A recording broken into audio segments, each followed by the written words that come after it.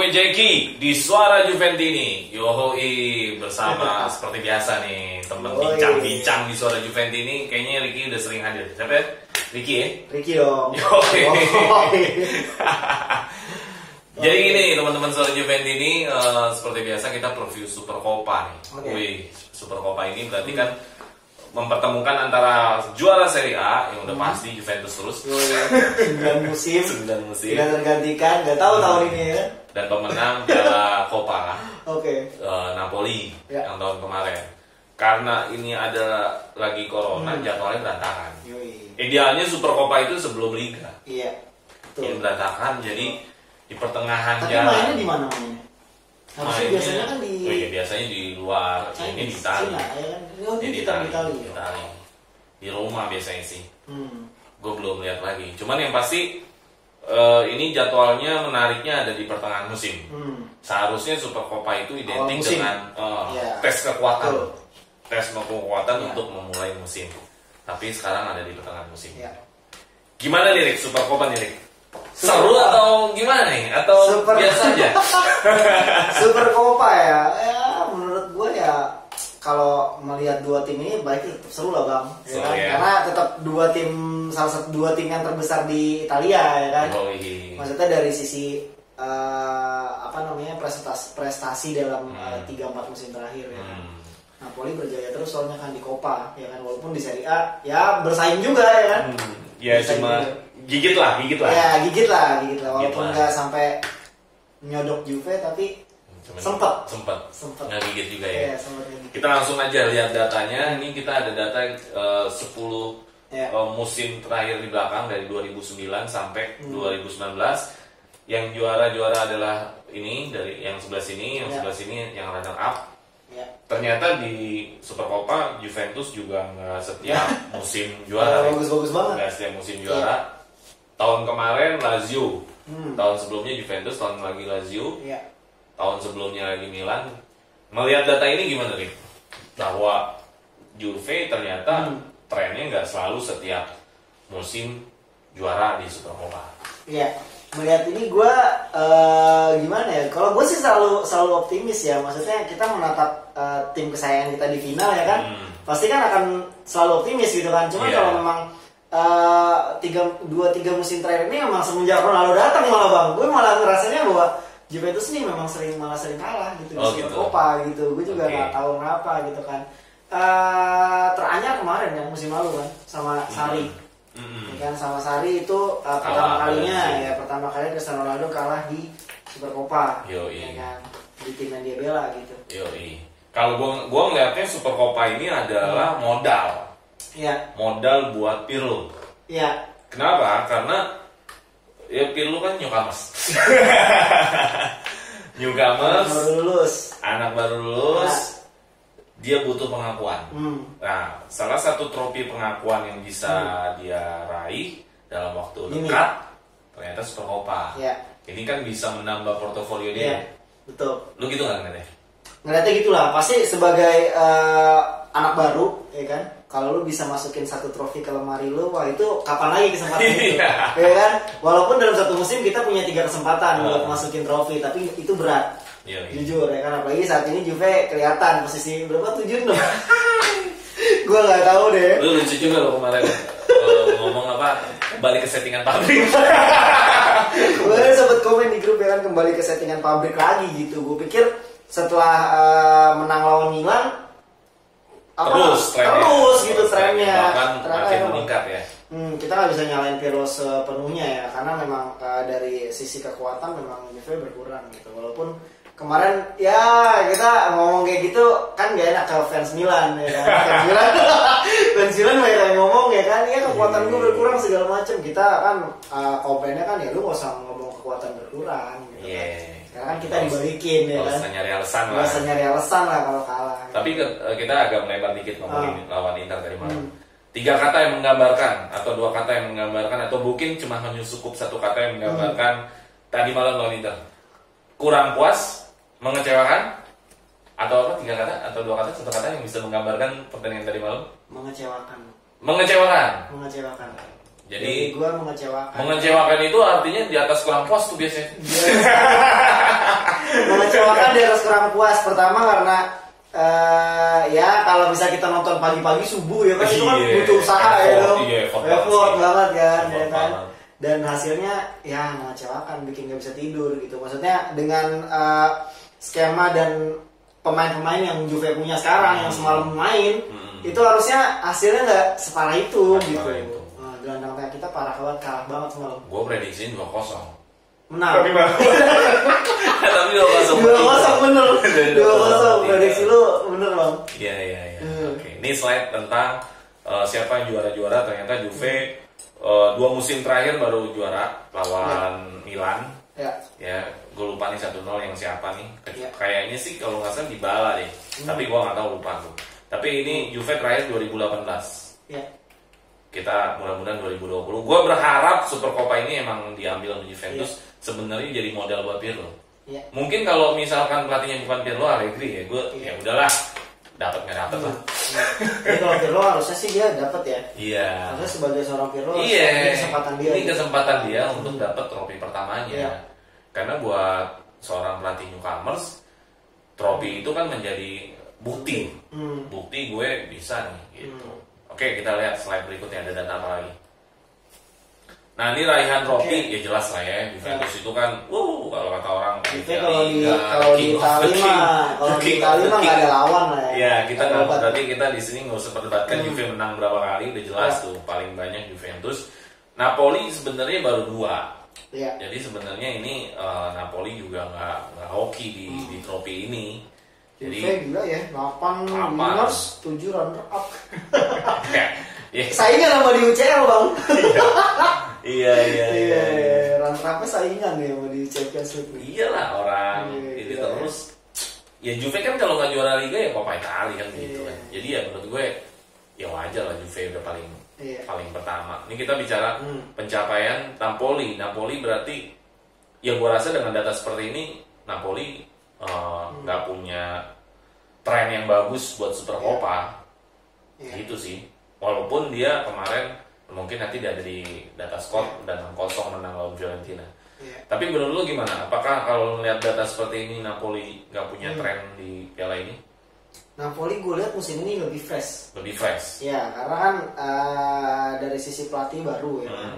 Pelatih baru, terus beberapa pertandingan terakhir udah mulai stabil tuh bang. Oh gitu. Ya, gue lihat sekarang di papan atas ya. Iya. Dan gue sebenarnya nggak merhatiin klub lain sih. Cuman gue inget lah 5 besar sekarang Liga gue inget lah. Iya. Ya kan? Ada Napoli, Roma di situ kan. Ada Milan. Ya, ada 2 Milan di situ kan. Iya. Oke, kita lihat data berikutnya lagi. Kita lihat slide berikutnya lagi. Nah, ini head to head Juventus musim ini berarti ya? Head to head. Enggak deh. Ini head to head. Ya kalau kita lihat head to head pasti menang Juventus lah. Iya. Juventus masih menang, golnya juga banyakkan Juventus. Jadi menurut gua head to head masih Juve di atas. Ya secara data dari pertama kali kita buka Juventus selalu unggul. Jadi gua rasa Napoli harus berpikir bagaimana mencari celahnya Juventus. Celahnya Juventus di mana sih? Musim ini banyak bang. Banyak ya? Musim ini banyak. Salah satunya lapangan tengah ya. Gue juga bingung ya kenapa ya. Padahal lapangan tengah diisi pemain bagus semua itu kan. Pemain-pemain mahal itu. Lapangan tengah. Iya, tapi hilang 1-2 orang yang gantiin tuh kayak kurang. Hampa gitu. Kurang ya. Mainnya. Karena lapangan tengah kita untuk Serie A udah cukup banget harusnya. Cukup banget. Kayak sekelas Rabiot, Maitemi kan udah membuktikan kan, Gacor, terus si Arthur juga kan dari Barcelona. Jadi gua rasa untuk Serie A aja sih sebenarnya itu udah cukup. Ya ini pelatih baru nggak sih? Ngaruh sih kayaknya. Memang kadang gue lihat beberapa kali gitu Juve ketinggalan udah menit 75-80, tapi kayak Pirlo kayak tetap ya santai aja gitu, bukan santai mungkin ya, cuman dia bingung kali mau ngapain gitu, mau ganti siapa, mau masukin siapa gitu kan. Kalau fokus lu di main tengah, gue malah fokusnya di back. Gue ngeliatnya Juventus tuh sangat susah clean sheet.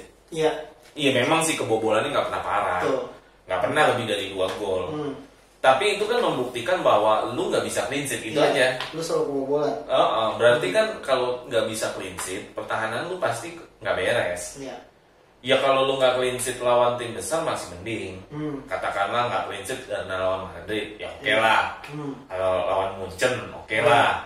Tapi kan ini kadang-kadang lawan Crotone kecil, ya kan? Iya kan? Yang strikernya nggak ya kelas mediocre, yang pemain tengahnya kelas mediocre, toh masih kebobolan. Berarti gue ngeliatnya nih back ya gue rasa tetap harus revisi juga, harus dinilai ulang lagi gitu loh. Pertahanannya Pirlo nih memang bagus tapi tidak kuat, masih ada rapuhnya atau terbukti masih kebobolan. Gitu gue ngeliatnya. Mungkin mesti mencari pasangan yang ideal buat Matis dulu ya. Iya betul, karena kan chemistry-nya kan kayak dulu kan BBC ya. Iya, BBC dulu chemistry-nya dapat banget kan. Cuma kemakan umur doang. Kemakan umur. Iya, kemakan umur jadi ya gitu. Gue rasa Bonucci ngerasa ini kali ya. Gue abang-abangan lu. Gue juga nggak tahu ya, Bonucci mungkin kayaknya udah makan umur bang. Iya sih. Ya kan 3-4 musim lalu masih bagus banget loh, ya kan. 2016 tuh dia masuk FIFA Best Player 11 pemain terbaik Eropa kan. Sekarang dia ngerespon ngeblok tendangan, fight-nya kurang ya. Kurang, memang udah kemakan umur juga ya kan. 4 tahun lalu. Oke, kita lihat lagi data selanjutnya. Oke, ini 6 pertandingan terakhir yang gue lihat itu sama 6 pertandingan Juventus di. Kita lihat Napoli dulu. Napoli terakhir 6-0. Gila. Ini menakutkan nggak sih? Menakutkan. Dari sisi mentalitas mungkin pasti berpengaruh nih bang. Yang habis menang sama yang habis kalah. Ya kan? Iya betul. Pasti berpengaruh lah. Ya kan? Habis menang pasti semangat dong. Wah gue bisa menang gitu kan. Apalagi yang dia kalahin kan yang ngalahin Juve. Bener gak? Fiorentina tuh ngalahin Juve kan kemarin 3-1 kan. Walaupun kartu merah Cuadrado kan. Tapi kan tetap aja hitungannya kalah. Kalau kita lihat nih di sini nih kelas 6 games terakhir, bener Napoli punya tren bagus banget. Kagak ada kalah. Ada kalah sekali. Kalah sekali. Kalah sekali lawan ya tim gak jelas juga spesial. 6 pertandingan terakhir kalah sekali, draw sekali. Juventus kalah 2 kali. Padahal sebenarnya trennya bagus, nggak ada serinya. Iya. Win terus tapi kalah 2 kali. Betul. Jadi menurut gue ini sayang ya. Tren lagi bagus tiba-tiba kayak. Tapi tetap hitungan poinnya kalah bang. Hitungan poinnya kalah sama Napoli 6 pertandingan terakhir. Coba dihitung, Juve 4 kali menang, 4 kali 3 12. Karena dia kalah sekali. Nah, itu. Kalah sekali. Nah, dia kalah sekali, ada imbang kalah. Kalah sekali. Jadi itu hitungannya tetap aja 6 pertandingan terakhir Juve kalah Napoli. Jadi Napoli ini bakal menyulitkan atau gimana? Menyulitkan pasti. Menyulitkan ya. Menyulitkan pasti. Yang tadi lu bilang ya. Dia punya modal bagus, dia punya modal yang. Dia masalahnya. Kayak dari sisi mentalitas. Nah inilah di sini peran pelatih bro. Iya kan. Di sini peran pelatih bro. Gimana caranya pelatih ngebangkitin tim yang habis kalah. Betul. Upping lagi ya. Di up lagi mentalnya. Up lagi mentalnya. Makanya ini gue bilang Super Copa ini menjadi penting. Iya. Super Copa ini jadi penting. Mungkin kalau dia kemarin habis menang lawan Inter, Super Copa ini bukan hal yang ya udahlah gitu dilewatin aja lah. Tapi ini menjadi penting karena dia habis kalah sama Inter tadi malam dan ternyata posisi Juve nggak menguntungkan di Serie A ini. Iya betul. Tadi juga gue sore lihat di YouTube Pirlo kan juga gue lihat wawancaranya Pirlo bis match kan. Dia bilang gak ada masalah sama gelandang dia gitu. Padahal gelandang kita yang benar-benar kalah semalam kan. Cuma dia bilang gak ada masalah sama gelandang tengah, cuma masalahnya lebih ke mentalitas. Dia bilang padahal ya walaupun dari segitu berkualitasnya pemain Juve kurang mental apa sih maksud gue gitu. Berarti kan di sini kan faktor pelatih butuh banget nih. Faktor buat ngebangkitin mental lagi kan. Iya jam terbang ya. Ya tinggal di sekeliling Pirlo nih bisa nge-backup Pirlo nggak? Karena kan Pirlo kan kalau pelatih itu nggak kerja sendirian nih. Dia kan butuh kerja tim. Makanya Pirlo tuh harus nge-put yang bisa mengisi kekurangannya dia. Iya. Gitu sih menurut gue. Oke, ada data apa lagi? Nah, ini lebih ke statistik ya. Lebih ke statistik ini menarik karena goalsnya Napoli itu adalah dari 6 match terakhir per game tuh bisa hampir 3. Hampir tajam ya? 3 ya. Padahal dia udah 3 musim terakhir sama loh. Hampir 3. Strikernya nggak ada yang berubah. cuma Lorenzo Insigne, Dries Mertens hampir 3 gol. Jadi maksud gue ini produktif juga nih. Ngeri. Dia siapa sih ujung tombaknya sekarang? Lupa dah gue. Arkadiusz Milik udah enggak kan? Ya masih sebenarnya itu kan pinjemin. Mau ke Juve. Iya. Sih itu yang kecil lah, striker yang Dries Mertens sama Lorenzo Insigne. Wah itu bahaya. Cabai rawit. Kecil bahaya itu. Cabai rawit. Iya. Ini per game hampir 3 gol tuh gila juga sih. Gila juga. Selama 6 match ini ya. Iya. Toh juga kalau dihitung sampai 26 match juga dia di atas 2 gol loh per game. Tetap. Verasnya tetap di atas 2 gol. Iya, berarti dia selalu bisa mencetak 2 gol. Iya, bisa. Nah, jadi kalau pertahanan Juve sekarang nggak diperbaiki, lagi rapuh, ya dia siap nih. Dia siap banget. Ini kan ngomongin fakta. Iya. Ini kan udah nggak bisa kita bilang, Napoli nggak ada apa-apanya. Ternyata kan faktanya begini. Begini. Iya. Sekarang memang juga lagi rapuh juga kan. Betul. Ditambah back andalannya malah kagak ada ya kan. Ya, kenapa? Napoli itu yang aneh cuma presidennya aja. Iya. Aneh presidennya. Faktor itu juga bakal bikin jadi tambah panas pertandingan sih Bang biasanya. Iya, Antara Juve sama Napoli itu sebenarnya gak ada masalah tau ya dari zaman dulu. Ya kan? Cuman semenjak presiden yang ngasih statement yang enggak tuh soal Juventus, nah itu jadi panas suasana. Dan ini juga pertemuan sesama sahabat nih. Iya. Ya kan dia kan di Milan Pirlo sama barengan ya kan satu juara World Cup juga 2006 jadi, ya kan. Jadi ini ya kayak ketemu sahabat lama. Iya, sahabat lama. Ya sebenarnya Serie A jadi kayak dia doang gitu. Kayak tadi malam kan Pirlo ketemu reunian. Iya, Pirlo ketemu Conte kan ini anak buah gue dulu. Ketemu sama Pirlo juga ketemu sama Vidal ya kan. Iya. Dulu kan barisan gelandang elit juga tuh kan. Iya. Trio MVP itu. Wah, dulu terkenal tuh. Ternyata Vidal nggak selebrasi ya? Nggak selebrasi. Masih ada Juve hatinya. Masih respect sama Vidal, ternyata dia nggak selebrasi. Yang selebrasi. Masih ada 4 musim di Juve berarti. Masih nyisa. Masih nyisa lah. Masih nyisa. Oke, kita lihat lagi. Kalau Juve gimana 6 match terakhir? Nah, tuh. Produktivitasnya Juve malah nggak sebagus si Napoli. Produktivitasnya Juve nggak 2,5 gol bahkan nggak nyampe 2,17. Jadi 2 gol pasti rata-rata, cuman tidak lebih produktif dibanding Napoli tadi kan. Walaupun ininya mirip ya. Mirip. Ini kan ngomongin keadaan yang real kan di match terakhir nih sebulan ini. Betul. Sebulan kan pertandingannya kan sebulan. Mepet 2-2 terus kan. Betul. Ini kondisinya Juventus. Jadi kondisi Juventus sekarang produktivitas nggak sebaik lawan, ya kan? Pertahanan juga lumayan. Jadi gitu. Musim ini benar-benar nggak di zona aman. Nggak zona aman. Jadi sebenarnya lagi enak banget Juventus ini. Deg-degan terus. Nggak di Juve yang sebelumnya. Yoi, gitu. Kalah sekali tenang aja, besok menang lagi. Betul. Nah ini kondisi Juve saat ini nih. Ya gue tetap berharap kita bisa menang. Tapi yang pasti ini pertandingannya nggak bakal smooth, nggak bakal halus, pasti alot. Mudah-mudahan alot ya, ada alot dan akhirnya menang gitu. Yoi. Jangan sampai udah alot akhirnya kalah lagi kan. Iya. Oke, ada data apa lagi? Oke, habis. Oke, jadi kalau ngomongin data tadi kita udah lihat bahwa kekuatan Juventus ya pertama adalah mengembalikan rasa percaya diri tadi, mental tadi. Nah, kita langsung ke pemain kunci. Pemain kunci siapa kira-kira yang bakal jadi pemain kunci untuk melawan Napoli di Juventus? Gue masih Chiesa sih sekarang. Chiesa ya. Karena gue ngeliat Cristiano Ronaldo 2 pertandingan terakhir nggak ada. Di marking mati dia. Chiesa kemarin ada peluang. Jadi kita Chiesa ada peluang cakep, tapi ada Novicnya lagi pas kesurupan juga sih. Jadi gue liat masih Chiesa sih, karena Napoli pasti jaga Ronaldo, gue yakin banget. Ronaldo udah jadi momok lah, pasti udah. Harus golin. Ronaldo tuh biasanya dia orangnya kan prestasi banget ya. Iya. Dia tuh gue yakin dalam hatinya bakal. Dia pengen trofi ini. Bukan hanya trofi ini. Dan dia juga biasanya udah gerah kalau udah mulai 2 pertandingan 3 pertandingan nggak golin. Dia pasti ngerasa tertantang gitu. Kok gue belum golin sih? Iya. Gitu. Lihatnya sih gitu kalau Ronaldo.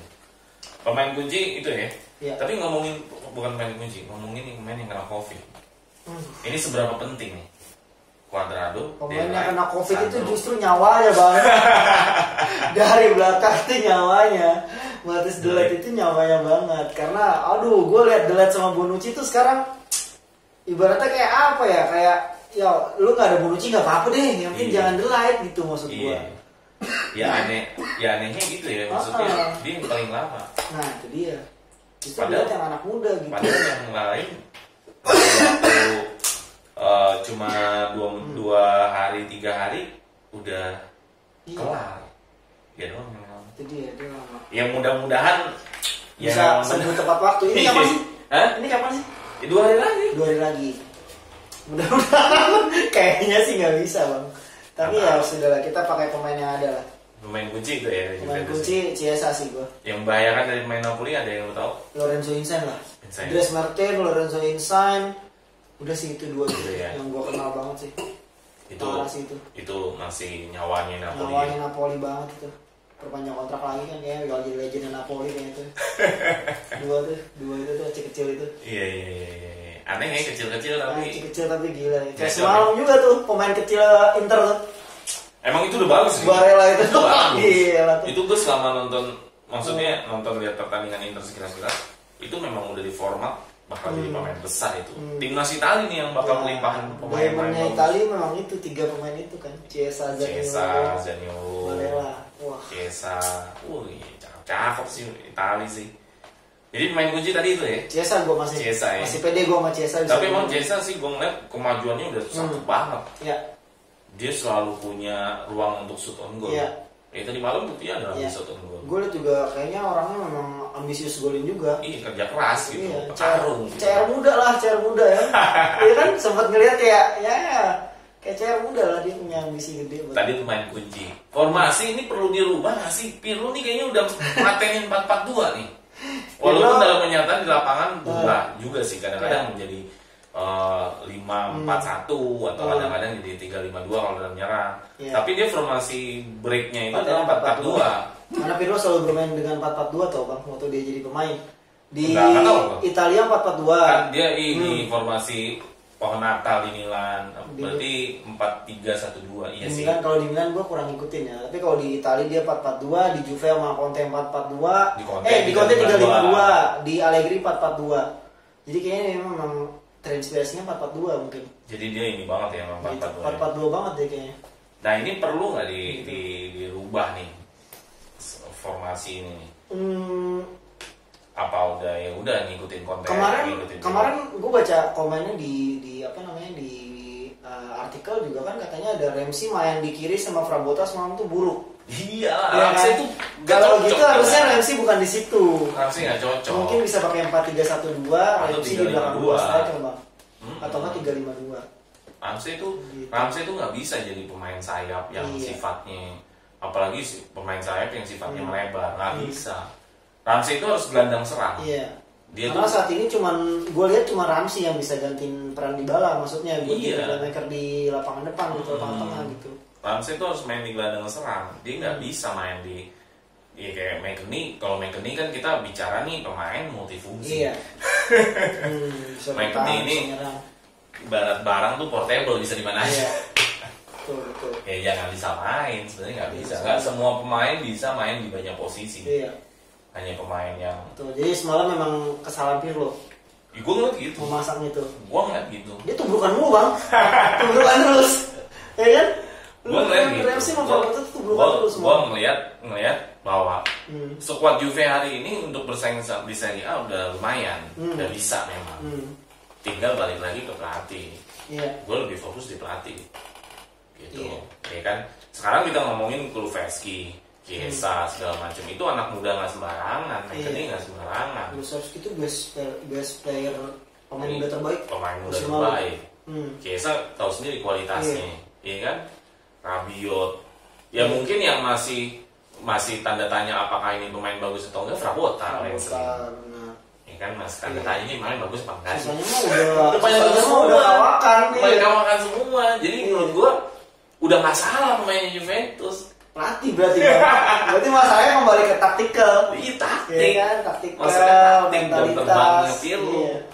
Gimana menghadapi misalkan taktik kayak Inter misalkan main cepat. Iya. Nah, Juve harus meresponnya gimana? Nah, berarti selama ini gue sempat berpikiran bahwa Juventus pasti aman di Italia. Gitu. Ya kan? Karena selama ini kan kita mikirnya sebenarnya gitu kan. Juventus pasti aman di Italia dengan skuad yang kayak gini pasti tetap juara. Siapapun pelatihnya di awal musim atau Pirlo gabung.